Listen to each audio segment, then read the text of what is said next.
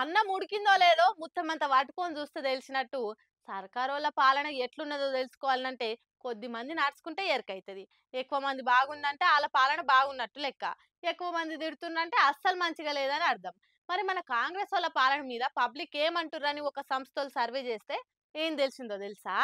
CM Revanth గారి ఏలుబడి ఎట్లున్నది, ఏమన్నా మంచిగున్నదా, సీఎంగా ఎవరి పాలన మంచిగున్నది అని జనాలలా సర్వే చేస్తే 100% మంది కాంగ్రెస్ వాళ్ళకు ఓటేసిండ్రు, 39% మంది బీఆర్ఎస్ వాళ్ళకు ఓటేసిండ్రు, ఎన్డీఏ కూటమికి 19% మంది, ఇతరులకు 7% మంది జైగొట్టిండ్రు. ఓటా అనే రీసెర్చ్ సంస్థలు చేసిన సర్వేలా ఈ సంగతి తెలిసింది. రానున్న ఓట్లల్లో ఎవరికి పట్టం కడతారని నడుచుకుంటే ఇట్లా చెప్పిండ్రు జనాలు. మరి ఎందుకు కాంగ్రెస్ కు ఓటయ్యారంటే 6 గ్యారెంటీల అమలు చేస్తలేదు, రుణమాఫీ రాలేదు, రైతు బంధు రాలేదు, 2500 రాలేదు, స్కూటీలు రాలే, తులం బంగారం రాలే, ఏం పథకాలు అమలు చేసిండ్రని అలా కోటేయాలి. అందుకే సర్పంచ్ ఓట్లలో కూడా ఆ పార్టీకి ఓటేయం అని తెగేసి చెప్తుండట.